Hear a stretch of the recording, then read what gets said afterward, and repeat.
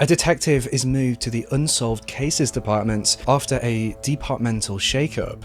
He's tasked with going through Wichita Falls' gruesome unsolved past using modern technology to bring closure and justice to the victims' families.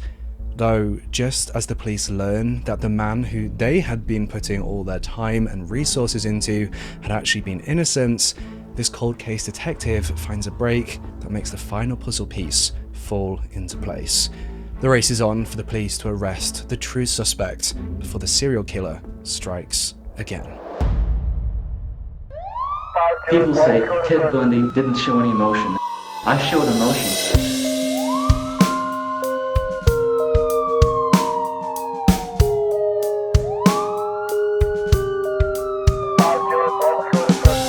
I'm not guilty.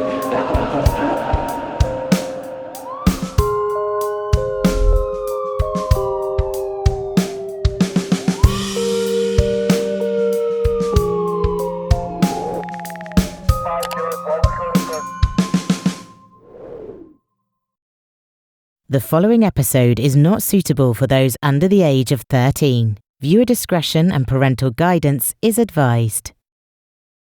Before we delve deep into this case, I'd just like to thank Magellan TV for sponsoring this episode. I'm sure you've heard of Magellan TV before, especially on my channel, and it is not without good reason.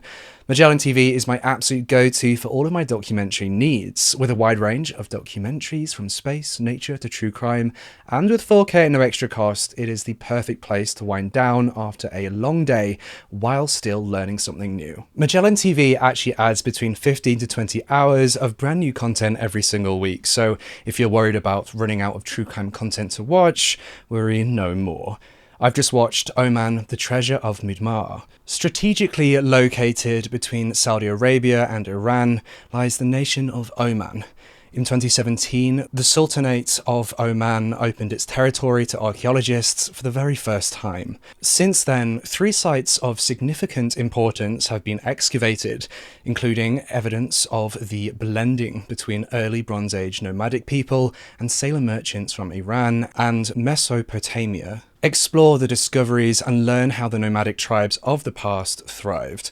Be sure to use the link at the top of the description or the link in the pinned comments and use your 1-month free trial to go watch Oman, the Treasure of Mudmar. And once you've finished it, dive deep into Magellan TV's extensive true crime collection.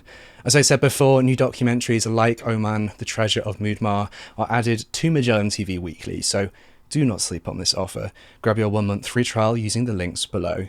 And thank you to Magellan TV for constantly supporting this channel and making content like this video possible.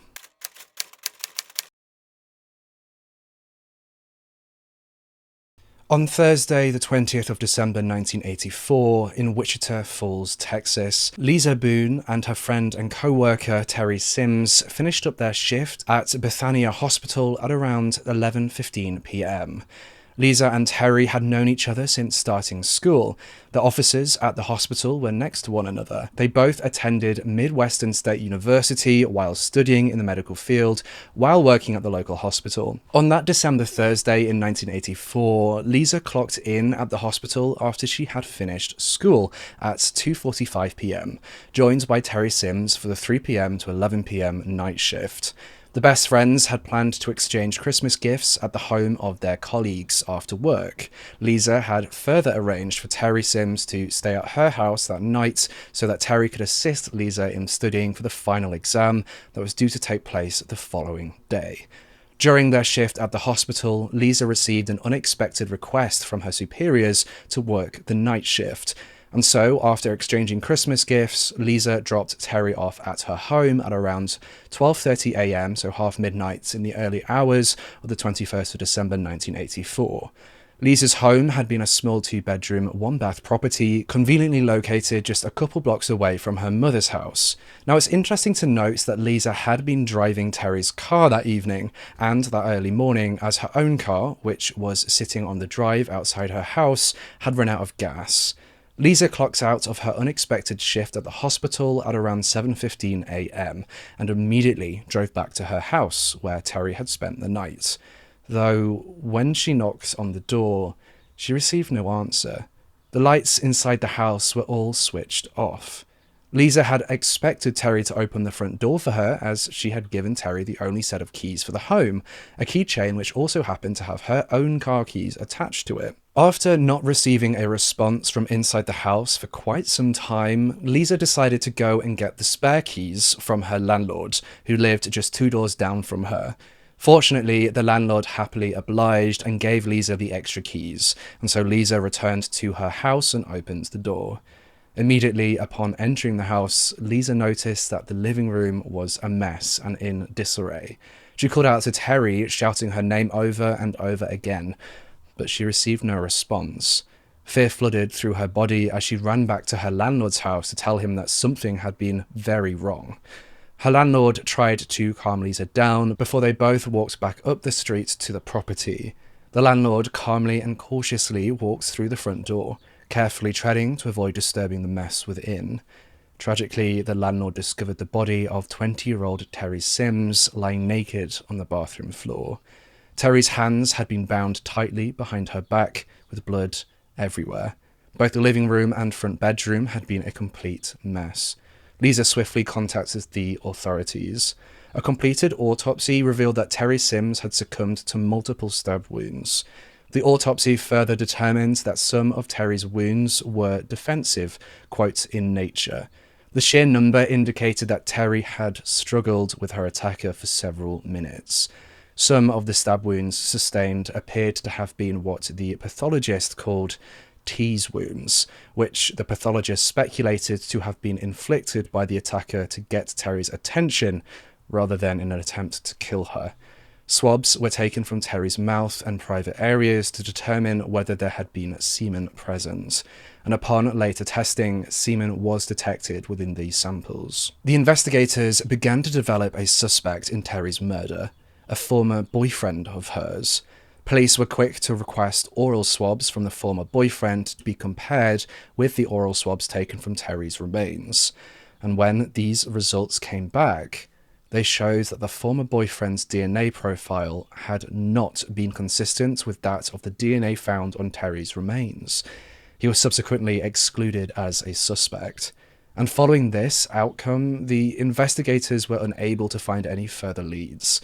And so, after exhausting all avenues of investigation available to them, the case went cold.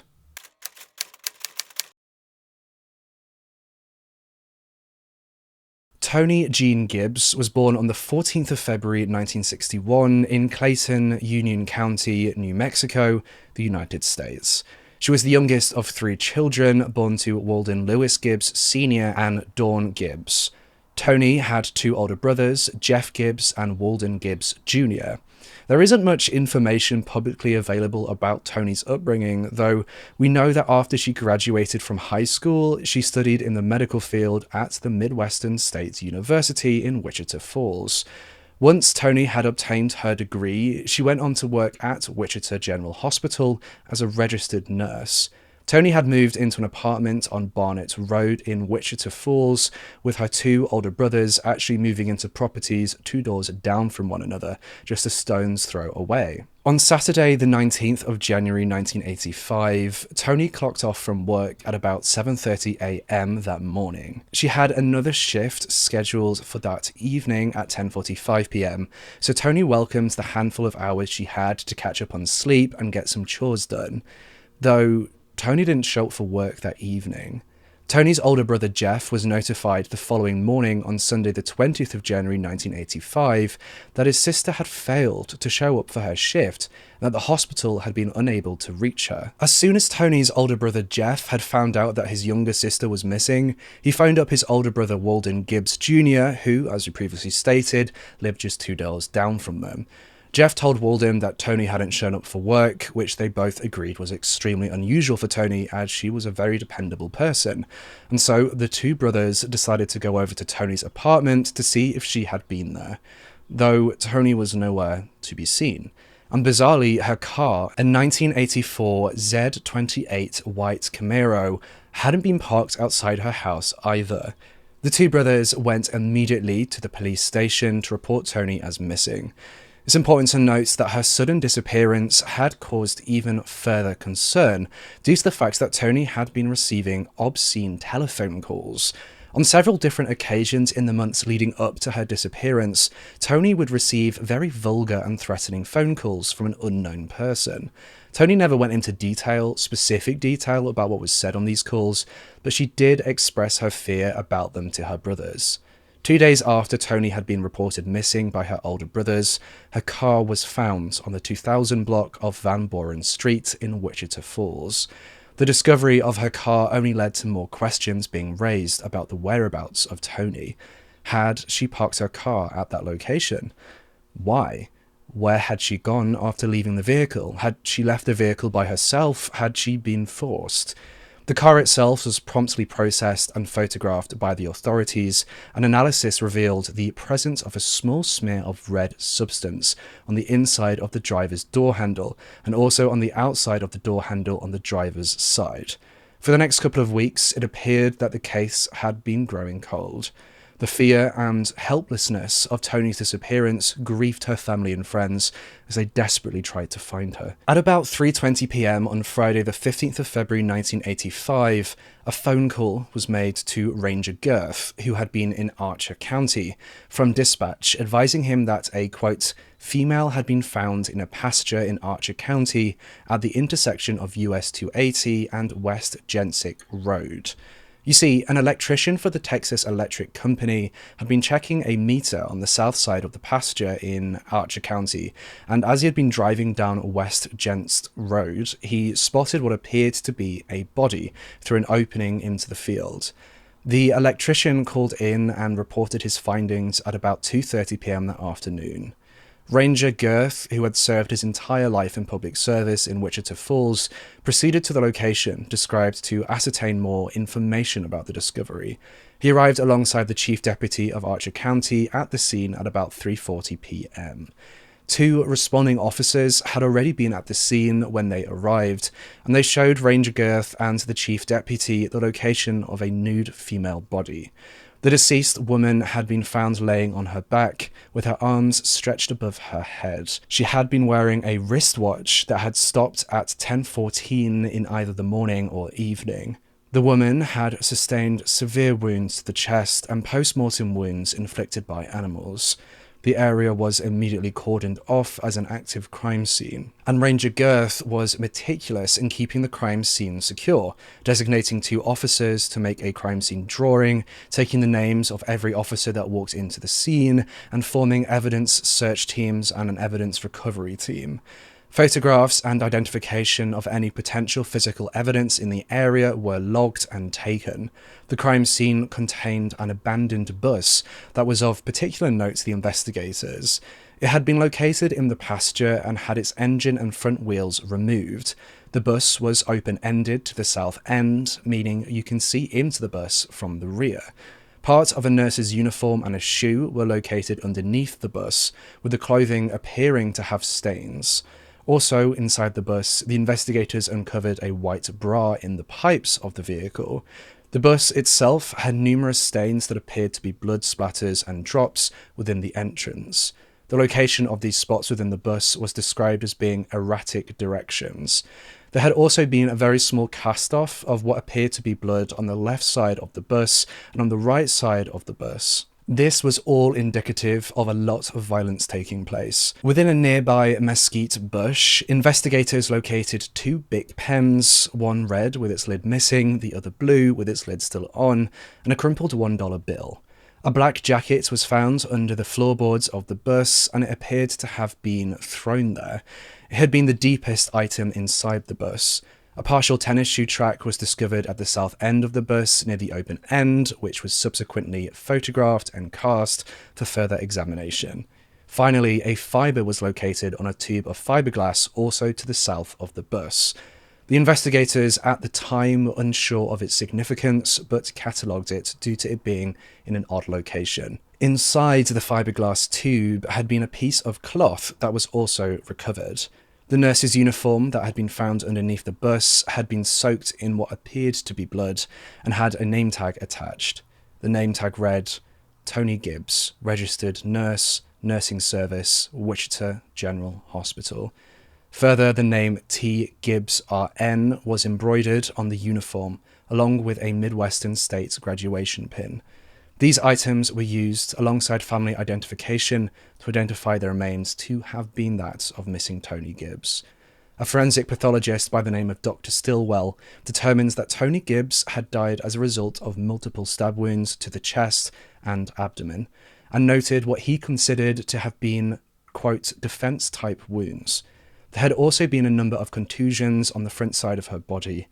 The pathologist stated that Toni had died from loss of blood, a process that had taken between 5 to 10 minutes. Further, samples taken from Toni's private areas revealed the presence of spermatozoa. The authorities turned their attention to a local 24-year-old bartender by the name of Danny Laughlin. Danny had worked at the Stardust Club in Wichita Falls, and despite his job title, he didn't take any orders or mix drinks. He simply mopped up the bar. Though on occasion he did perform as an adult entertainer in the club. Suspicions had fallen upon Danny due to his strange behaviour on the day that Toni's body had been found. He had been seen slowly passing the field on his motorcycle multiple times, making numerous passes, watching with what appeared to be a heightened interest in what had been going on. Further, suspicion fell upon him when he had been seen walking his pet wolf in the field itself before the discovery of Toni's remains. What kind of a person has a pet wolf? I didn't even know you could have a wolf as a pet. That's what it must be, a big dog, right? It can't be an actual wolf, surely. Imagine you're just going about your day, you're just taking your little chihuahua out for a walk, and all of a sudden there's a dude with a wolf. I've run in the other direction. And due to all this suspicious behaviour, the investigators believed they had their man. The police alleged that if Danny had been in that field, he must have been there to murder Toni, which is a bit of a reach in my opinion, and it appeared that witness statements supported the police's theory. Allegedly, Danny had been seen in the vicinity of the murder and appeared to express what was described as an extraordinary curiosity concerning the homicide. And furthermore, he appeared to know information that hadn't been released to the press, details that could only have been known by the murderer. As a result of Danny becoming a suspect, the authorities abandoned all other avenues of investigation to focus solely on building the case against Danny. He was arrested and charged with the murder, and he awaited 6 months in jail for the capital murder trial against him. The trial itself was riddled with cross-examination and hearsay, and after the final arguments were heard, the jury began their deliberations. On all accounts, it had been a very difficult case with opposing opinions. Shouting could be heard from the jury room, alongside muffled sobs from the jury. The jury ultimately deliberated for 14 hours over a 2-day period before returning to the courtroom, though the jury's decision had returned deadlocked, 11-1 for acquittal. And as a result, the judge declared a mistrial and Danny walked free. We're going to come back to this part, but in 1991, with advancements in forensic science technologies, a small sample of DNA taken from Toni's body was tested against Danny's DNA profile, and it was determined that Danny's DNA profile was not consistent with the DNA found in the sample, and he was subsequently excluded as a suspect because of that, but that doesn't happen for a while in this investigation, so just keep in mind that throughout this, and even after the mistrial was declared, the investigators solely believed that Danny was the murderer. The investigators had remained dead set on Danny being responsible for Toni's murder, and would actually disregard any evidence that didn't align with their theory, and the case of Toni slowly grew cold.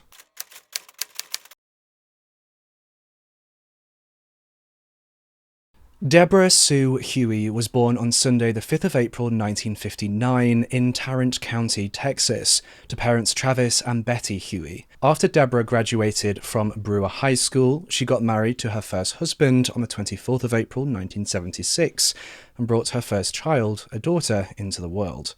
Though the marriage to her first husband wasn't destined to last, with the couple separating not long after finalising their divorce on the 26th of July 1978. On the 17th of October 1979, Debra married a man called Richard Ken Taylor, known as Ken Taylor to friends and family, becoming Debra Sue Taylor.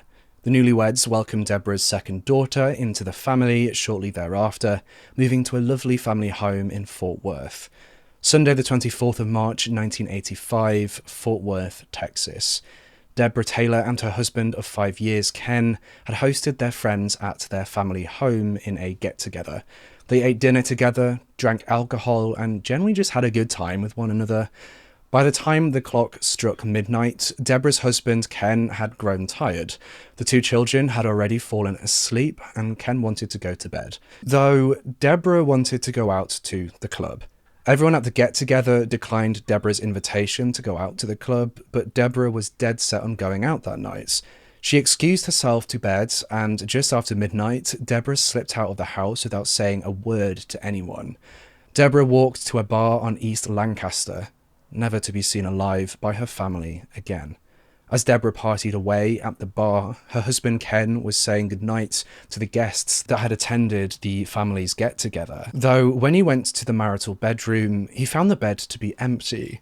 He noticed Debra's purse laying on the dresser and her sweater hung in the closet, and thought to himself that his wife couldn't have gone far without a sweater or her purse. And so Ken got into bed and fell asleep while waiting for Debra to come home. Ken awoke the following morning to find himself still alone in the bed. Debra had failed to return home. Concerned, Ken spent the day checking in with family and friends to see if anybody had heard from Debra, and Ken learnt that nobody had heard from her since midnight the night before, and fear began to set in. That Monday afternoon, Ken contacted the authorities and reported his wife as missing. The investigators immediately suspected Ken of having some form of involvement in Debra's disappearance. 4 days later, on Friday the 29th of March 1985, just off of Randall Mill Road, west of Loop 820 in Fort Worth, a construction worker who had been employed by a company to build apartments crossed the road into a wooded area to relieve himself. Approximately 20 feet east of a new road that was being constructed for an apartment housing unit, the worker discovered the naked body of a woman. The authorities were immediately contacted. Investigators cordoned off the scene immediately. The body had been found in a clump of trees about 175 feet south of Randall Mill Road. About 84 feet northeast of the body, clothing was located, piled together. These items of clothing and the woman's remains were transported to the Tarrant County Medical Examiner's Office for an autopsy to take place. The medical examiner described the woman's body in the autopsy as, quote, "At the time of examination, the body is nude. There are 2 rings in place on the left hand, one a small band-like ring with decoration, and the other with setting containing a larger faceted clear stone, and 2 smaller faceted clear stones are in place on the band of the ring. There is a small gold-coloured necklace with a heart-shaped pendant also." The medical examiner concluded that the woman's cause of death had been asphyxiation due to strangulation. Debra's husband was summoned to the medical office to conduct an identification of the remains to see if the Jane Doe had potentially been Debra, but Ken was unable to make a positive identification through visual examination of the body, though he was able to identify the remains through the jewellery that she had been wearing at the time, her wedding rings and a necklace that he had given her that Christmas. Investigators were quick to suspect Debra's husband, Ken, as being responsible for Debra's murder. They conducted several searches of the family home and questioned him numerous times. This ultimately caused Debra's family, her dad in particular, to cast the blame onto Ken. Her father allegedly even went as far as to threaten Ken, and it took a long time before they were able to speak again.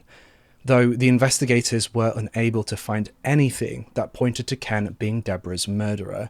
All they knew was that after Debra had left the family home, shortly after midnight, she had made her way to the Peppermill Club located on East Lancaster, about 4 miles away from where Debra's body would later be found.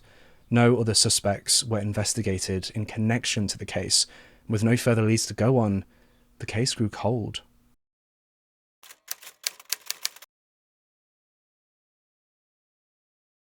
Ellen Blau was born on the 18th of March 1964 in Saddle River, New Jersey, the United States, to parents Murray and Rima. She was the sole daughter of her parents, only having one other sibling, a brother, in the small family unit. In her middle to late teens, the family moved from Saddle River in New Jersey to Guilford, Connecticut. Ellen was described as being extremely intelligent. She had attended Choate School, which was an extremely prestigious school in Connecticut that boasted notable alumni such as John F. Kennedy, Jamie Lee Curtis, and Robert Fitzgerald. Now, it's actually a bit unclear as to why Ellen ended up in Wichita Falls, Texas. Some sources stated that she had actually enrolled in a gynecology course at Midwestern State University, having moved to Wichita Falls to start studying in the September of 1985. The court transcripts stated that Ellen might have actually gone to Texas for a much more romantic reason.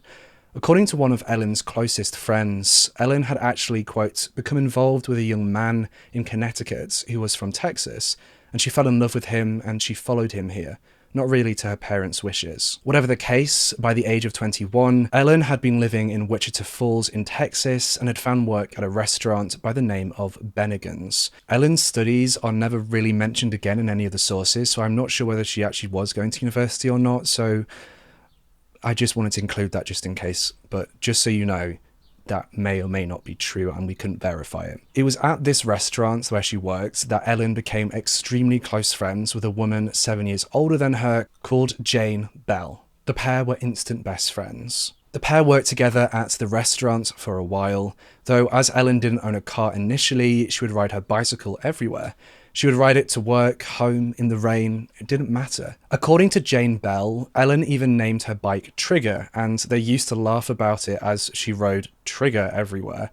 It wasn't long before Ellen had saved enough money to purchase a car, a Volkswagen Rabbit convertible. On the morning of Friday the 20th of September 1985, Jane, Ellen's best friend, received a phone call from Ellen's place of work as Ellen had failed to show up to her shift that day. You see, by that point, Ellen had moved in with Jane and her husband and had been actively looking for an apartment of her own. In fact, she'd been about to start renting a place. At the time, Ellen had been working at Subs and Subs, which was a Subway sandwich shop out at the Shepherd Air Force Base, a military airbase. The sandwich shop was quite far away from the house that Ellen shared with Jane and her husband, and so she used her new car to commute. On that morning, Ellen's place of work had called Jane as Ellen had supposed to have been opening up the shop at about 9 a.m, but she hadn't shown up and was checking to see if she had been at home, perhaps with an illness or something to that effect. But Jane hadn't seen Ellen since the day before. Ellen had worked the closing shift the night before and had been at the shop up until about midnight and was supposed to have come straight home. And when she hadn't come home after that night shift, Jane had become worried, but just assumes that Ellen would show up again either early that morning or after her morning shift. So when Jane received the call from Ellen's work on Friday the 20th of September 1985 concerning Ellen's whereabouts, Jane began to panic. You see, Jane and Ellen had a sort of agreement in place that Ellen would call Jane if she wasn't going to make it home for any reason, or if she was going to stay somewhere else. But she hadn't contacted Jane at all. According to court transcripts, after receiving this call from work, Jane stated, quote, "There was no one else really for me to call to check on her, so the person who called me, I had asked her to call her boss just to make sure that she was supposed to open and there was not a mistake. And in fact, that maybe she wasn't supposed to be there, which I was hoping that was the case. And they called me back again and said no, she was definitely scheduled to open. And Ellen was very responsible. She would have been there she may have been late, but she would have been there. So then I was really very, very worried. We hung up and just shortly after that, I got a phone call from one of the someone who delivers bread to her store, who came to the store to deliver the bread, had seen her car parked at another store down the street. Jane rushed to where Ellen's car had been found on Burke-Burnett Road. The car had been parked in front of the store on the far right corner of Burke-Burnett Road and Puckett Road. And inside the car, Jane saw Ellen's keys, Ellen's pocketbook, and a spot of blood on the driver's seat. Other people had begun to gather by that point, and the authorities were immediately contacted. Searches were conducted across the city for Ellen, but they yielded no results. Jane described Ellen as, quote, "Ellen was the kindest person I've ever met in my entire life. She's the most non-judgmental person that I've ever known, and I used to want to be more like her. Always. Just the goodness in her, and it's been extremely difficult." It wouldn't be until 21 days later, on the 10th of October 1985, that a break in the case was made. A road worker for the Wichita County Road Crew had been cutting grass on a dirt road called East Road, just north of Shepherd Air Force Base, when, from the road, he saw a body. Due to the body being not in the city limits but in the rural county, Wichita County Sheriff's Office assumed jurisdiction of the investigation. Detectives arrived on scene to find a badly decomposed body about 3/10 of a mile west from 240 Burke Burnett Road. The body had been found beneath a mesquite tree right at the bottom of a wall of a stock pond, and had been completely nude, except for a sock and some pieces of jewellery, a necklace and a watch. About 30 yards from the body, investigators found clothing on the far side of the wall of the stock pond. They uncovered a pair of blue jean pants, which had one leg inside out, some tennis shoes, another sock, a bra, and a yellow and white shirt. The shirt itself had been inside out and was an exact match to the shirt that Ellen had been wearing when she went missing. Interestingly, a broken beer bottle found at the scene matched pieces of glass that had been found inside Ellen's car. An autopsy was conducted on the body, which revealed tragic findings and an identification. The conclusion reads, quote, "It is our opinion that the mummified, partially skeletonized remains recovered from a location near Highway 240 and East Road are those of Ellen Blau, on the basis of comparison of pre-mortem dental records from Dr. Gettenberg with post-mortem examination and radiographs. It is further our opinion that Ellen Blau, a 21-year-old white female, died as a result of undetermined homicidal violence. No unequivocal injuries could be identified on the intact surfaces of the body, and no injuries to the underlying bony structures. Post-mortem toxicology reveals no drugs or alcohol in body tissues. The circumstances and physical evidence from the death scene are consistent with a violent death inflicted by another person. Manner of death, homicide." Despite all of this, the investigators were stumped. They conducted vigorous investigation, but due to the condition of Ellen's body and the absence of clues, no arrests or suspects were made or found. And the case, just as with the others in this episode, grew cold. Ellen's best friend Jane would say, quote, "The day she died, I had spoken with her. She was about to rent an apartment and move out of our house and have her own apartment. And I remember telling her that day that if she ever died on me, I would kill her. And that was the worst thing that I've been through at that point in my life. I have a little girl that I named after her, so she was in my life."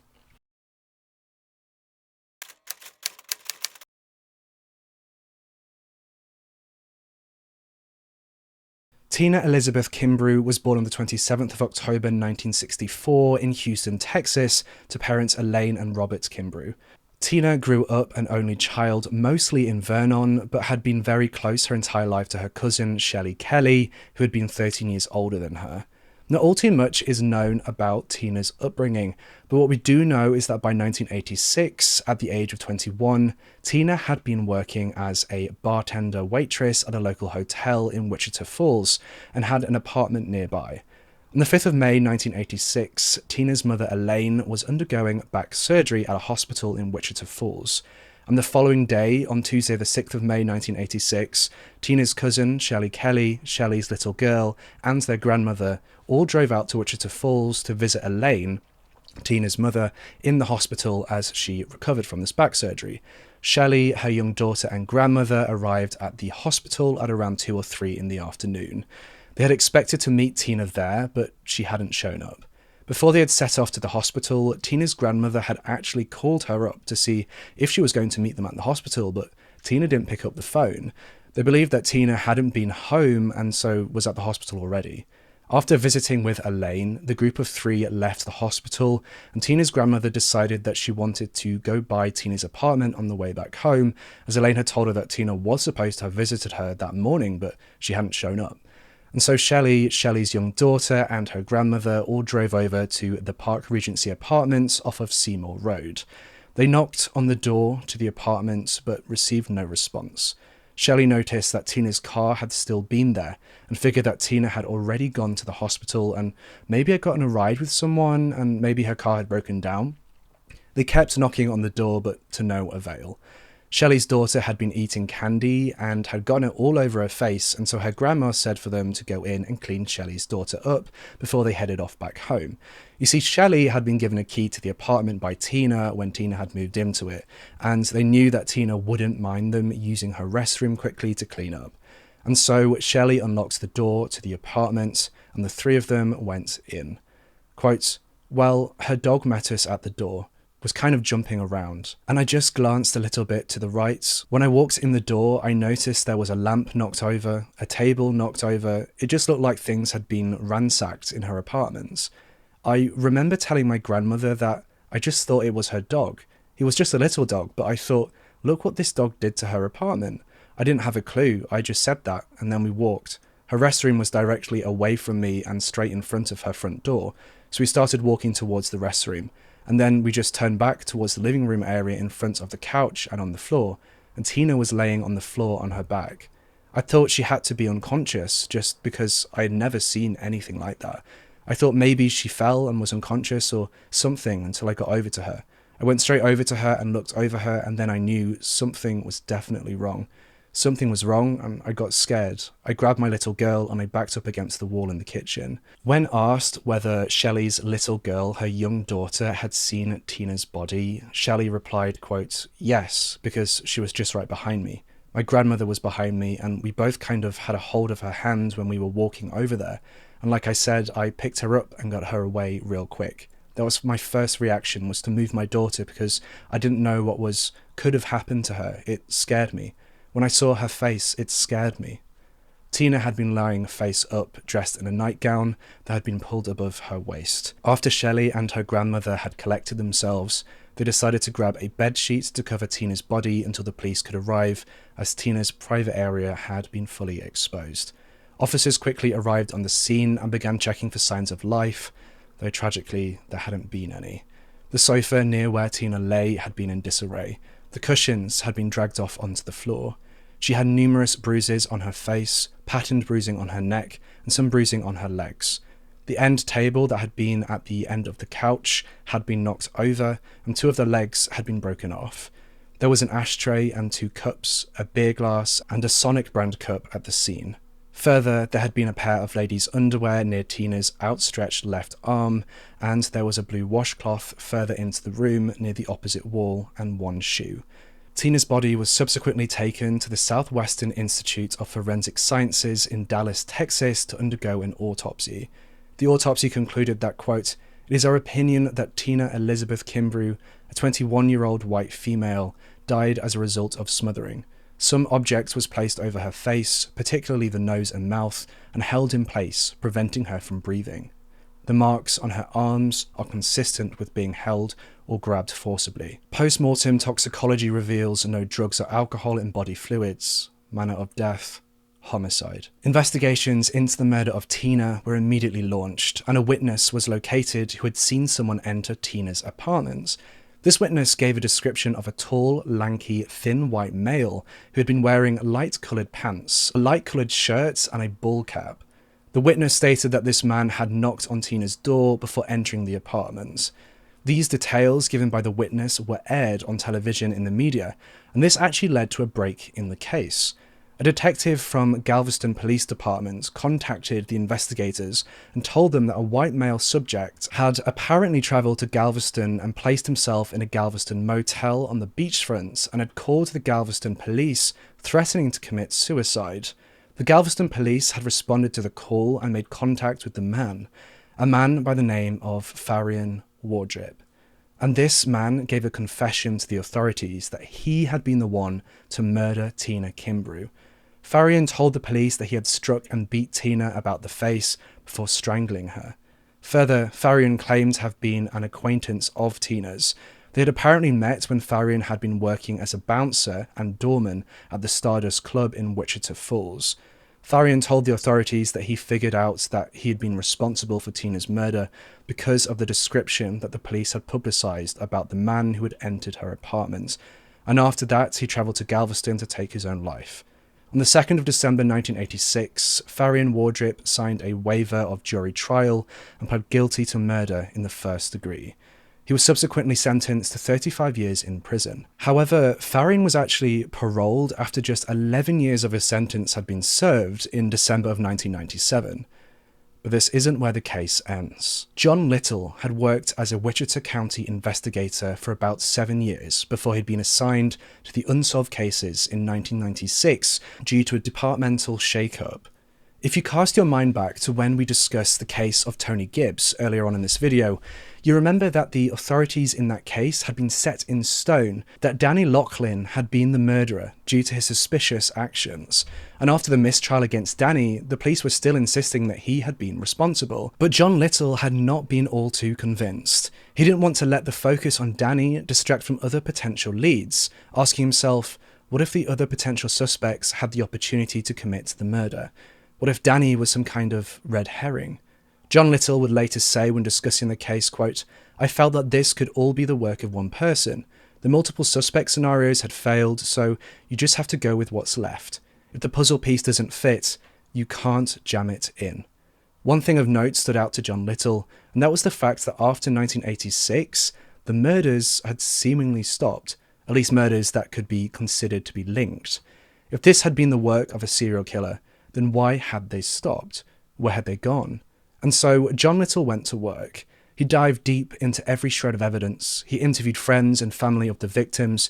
He painstakingly and meticulously examined every aspect and angle of the unsolved cases he had been assigned to. Though, even with the extensive knowledge John Little had developed, he was still missing that one puzzle piece that would bring everything together. In 1993, Danny Locklin died in a head-on collision car crash, still fighting for his innocence. It wouldn't be until 3 years later in 1996, which was when John Little had started working the unsolved cases, that with advancements in DNA testing, a DNA test was ordered, and as we previously mentioned, actually cleared Danny Locklin of murdering Toni Gibbs. This DNA testing further revealed that semen found in the Terry Sims case actually matched semen found in the Toni Gibbs case. They finally had, for the first time, a link between two of the unsolved cases. Something that said that the two murders had been committed by a singular killer. One man. John Little went through the case files again, trying to see if there had been any more links between the two cases, and that was when he discovered a name that kept popping up in both of the two case files. Further, when John Little mapped the area of Wichita Falls with the address of convicted killers, kidnappers, and other felons, his suspicions were confirmed. Faryion Wardrip was connected to these unsolved cases. John Little learnt that during the trial against Faryion for the murder of Tina Kimbrew, he actually admitted to knowing Ellen Blau. This admission was never followed up or investigated. He then found out that Ellen Blau had lived just 1 block away from Terry Sims. And to top it all off, Faryion had been employed as an orderly in the exact same hospital in which Toni Gibbs had worked. Could this potential link between the murders of Terry Sims, Toni Gibbs, Ellen Blau, and Tina Kimbrew be the break they needed to prosecute the man responsible for murdering these women?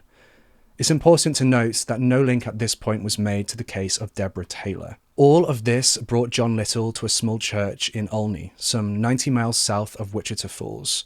You see, Faryion Wardrip had found redemption at this small church after he was released from prison in 1997 for the murder of Tina Kimbrew. He sang hymns at the church and taught Sunday school to the church's children. According to some sources, at an emotional prayer meeting, Faryion had told the congregation of the church that he had just finished serving a manslaughter sentence for driving while intoxicated, which had resulted in him killing his girlfriend. A story that was far from the truth, but a story that he was assured by the congregation that his truth would set him free. And with time, he became one of the most respected members of the church. Quote, "He was there every Sunday and dressed nicely," said Margaret Carter, who attended the church. "He was getting the second chance that a lot of us get through God's grace. He seemed to be making the best of it. There wasn't any gossip. We accepted him." Faryion had even found work as a handyman, with members of the local church and local community oftentimes inviting him over to join their families for Sunday dinner. Everything seemed to be on the up for Faryion. That was until John Little came calling. You see, for John Little to concretely prove that Faryion had a connection with the other unsolved cases, he needed DNA evidence. And so he hatched a plan. John Little travelled to Olney, where Faryion had relocated, and from behind the cover of bushes, he watched Faryion for several hours. He followed him to the screen door company where he worked, and just before Faryion walked inside to start his shift, he threw away a drinking cup into the trash. John Little seized the opportunity, grabbing the discarded cup and rushing back to Wichita Falls. And it was from fleshy mouth tissues found on the cup that forensic scientists were able to determine that Faryion Wardrip's DNA matched that of the sample taken from Toni Gibbs's remains. And on the 13th of February 1999, Faryion Wardrip was arrested. In an unexpected twist, while Faryion had been in custody, he gave a full confession. Faryion was sentenced in 1999 of the murder of Terry Sims to death. He additionally received 3 life sentences for the murders of Toni Gibbs, Debra Taylor and Blau. Faryion Wardrip remains on death row to this day, despite a failed appeal. We can only hope that the friends and family of Terry, Toni, Debra, Ellen and Tina have been able to find justice with this sentencing and are able to move forward with the memory of their loved ones in their hearts.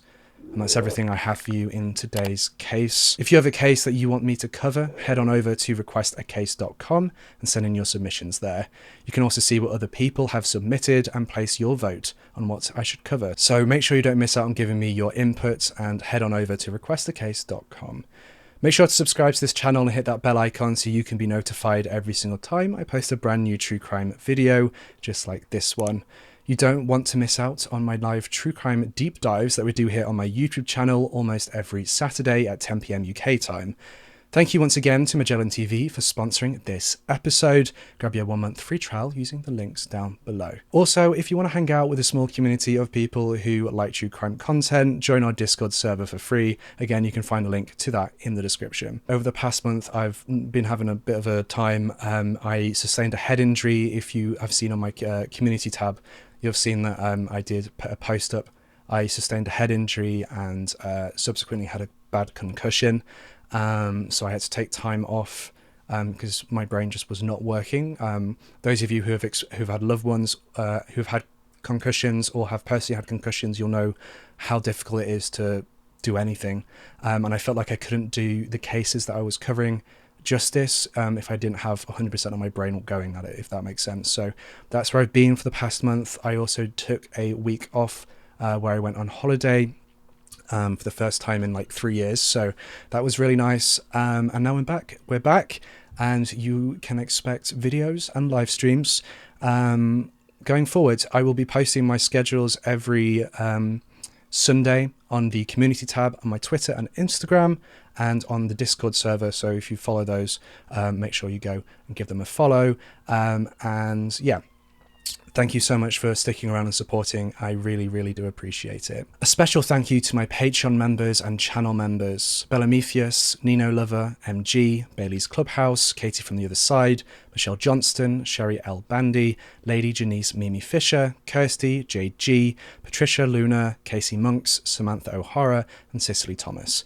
If you want to support this channel, get access to monthly case polls, audio versions of my videos, scripts, and more, hit that join button down below or go to patreon.com/JoshuaMiles and become a Patreon or channel member today. And with that being said, I'll see you in the next case.